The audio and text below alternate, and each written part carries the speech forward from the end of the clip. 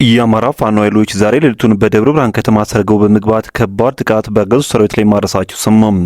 ውጊያው ከሌሊቱ 10 ሰዓት ጀምሮ የተደረገ ሲሆን አሁን በዚህ ሰዓትም ፋኖች ከተማዋን ቀለበት ውስጥ ማስገባታቸውን የተነገረው። መረጃውን በዝርዝር ይዘነዋል፣ ትሰሙታላችሁ። በወሎ ቀጠናም ፋኖች ምንም አይነት የመሳሪያ ድምፅ ሳያሰሙ በሳንጃ ጩቤ ብቻ የታገዘ ውጊያም ማድረጋቸው ተሰምቷል። በሌላ በኩል የአማራ ፋኖ በመከላከያ ሰራዊት እጅ የሌሉም እጅግ የረቀቁ መሳሪያዎችን መታጠቃቸውን የተረጋገጠው። ተፋፍሞ በቀጠለው የአማራ ክልል ወደ ውጊያ በርካታ ከተሞች ቀለበት ውስጥ መግባታቸው ሲነገር፣ ዛሬ ረፋዱን በተደረገ ከፍተኛ ትንቅንቅም ወሳኝ የተባሉ ድሎች መመዝገባቸው ሰምቷል። በዝርዝር የምንቃኛቸው ሌሎች መረጃዎቻችን ናቸው። ሰላም ጤና ይስጥልን። የተወደዳችሁና የተከበራችሁ የሚዲያችን ተከታታዮች እንደምን ቆያችሁ? እነሆ የህዳር 19 ቀን 2018 ዓ.ም የረፋድ መረጃዎችን ይዘን ቀርበናል። በቆይታችንም ቀደም ሲል በአርስቱ ያስደመጥናችሁን ዜናዎች እንዲሁም ሌሎች መረጃዎችን በዝርዝር ወደ እናንተ ክቡራን ቤተሰቦች እናደርሳለን።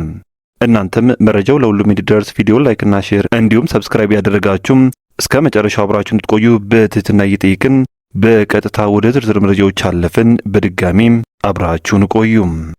በአማራ ክልል በአገዛዙ ጦርና በፋኖች መካከል የሚካሄደው ውጊያ ተባብሶ ሲቀጥል ትናንት አመሻሹና ዛሬ ዳሩን የአማራ ፋኖ ኃይሎች ትልልቅ ድሎችን ማስመዝገባቸው ሲነገር፣ በተቃራኒው ያገዛዙ ጦር ሰራዊት ደግሞ በተለያዩ ቀጠናዎች ላይ ያልጠበቀው ሽንፈት እንደገጠሙት ሰምቷል።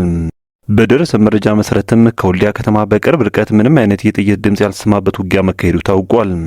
ከወልዲያ ከተማ በቅርብ ርቀት በታሪካዊቷ መርጦ ኢየሱስ ከተማ አጥቢያ ሌሊቱን ያለምንም የጥይት ተኩስ በሳንጃ ጩቤ ብቻ ለአጭር ሰዓታት ከባድ ተጋድሎ መደረጉን ምንጮች ገልጿል።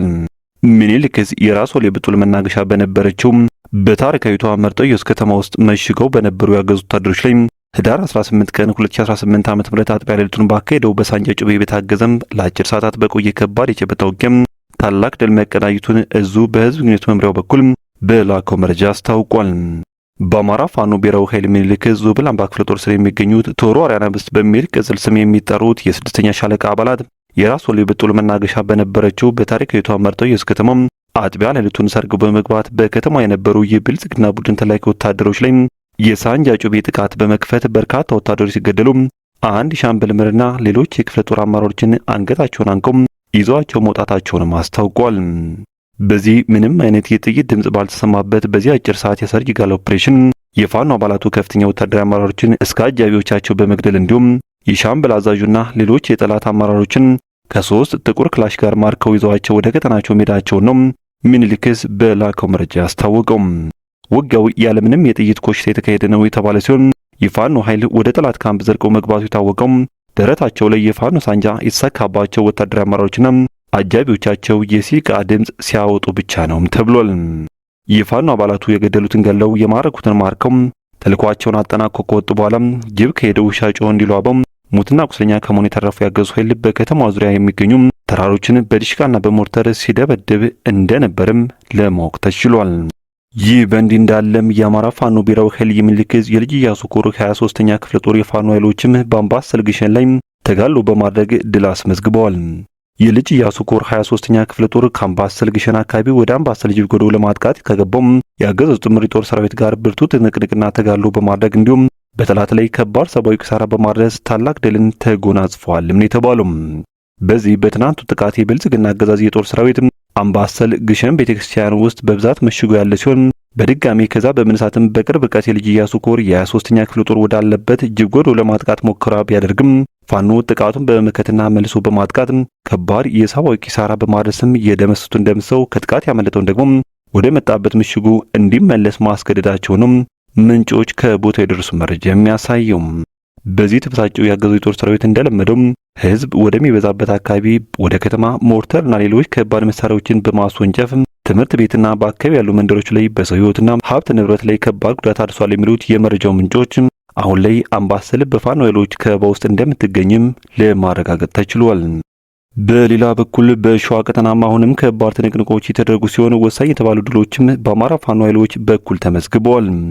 እንደ ምንጮች ገለጻ ከሆነም የሸዋ ጠቅላይ ግዛት እዝ በደብረ ብርሃን ከተማ ዙሪያም ከብልጽግና መንግስት ጋር ከባድ ትንቅንቅ ማድረጉ ታውቋል።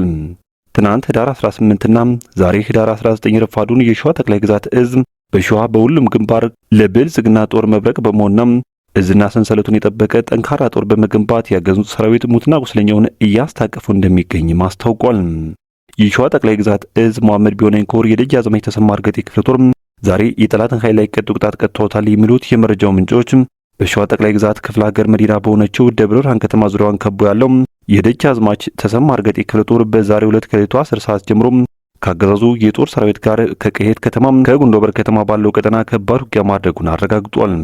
የሸዋ ጠቅላይ ግዛት እዝ የመሐመድ ቢሆነኝ ኮር ደጃዝማች ተሰማ እርገጤ ክፍለ ጦር የአንዲት ግራር ሻለቃ 3ኛና የአስማራ ዳኛም 4ኛ ሻለቃ በጥምረት በመሆን በአገዛዙ ሰራዊት ከግራም ከቀኝም መንፈስ ሆነውበት ጠላት ሁኔታው ግራ እስኪገባው ድረስ ከቀሄት ከተማ ገባ ብሎ በምትገኘው መሃል አምባ ቀበሌ ዙሪያ በከፍተኛ ሁኔታ መተውታል የተባለው በማጥቃትና በመከላከል እንዲሁም በመደምሰስ ወታደራዊ ጥበባቸው የሚታወቁት የደጃዝማች ተሰማ እርገጤ ክፍለ ጦር አናብስቶችም ጠላትን ከአንድ ቦታ ረግጦ እንዳይቀመጥ ሁሌ መንገደኛ እንዲሆን ቀን ከሌት በደፈጣ ጥቃት እረፍት በመንሳት ዛሬም የተለመደው ጥበብና ጀግነታቸውን ተጠቅመው ክንዳቸውንም አሳርፈውበታል የተባለው እንደ ምንጮች ገለጻ ከሆነም በአሁኑ ሰዓት ደብረ ብርሃን ከተማ በፋኖች ቀለበት ውስጥ ገብታለች ብለዋል።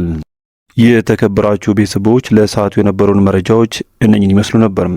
በቀጣይ በሌሎች ዜናዎች እንዲሁም ጥቆማዎች እስከምንገናኝ በያላችሁበት የዓለም ጫፍ በሰላም ቆዩኝ።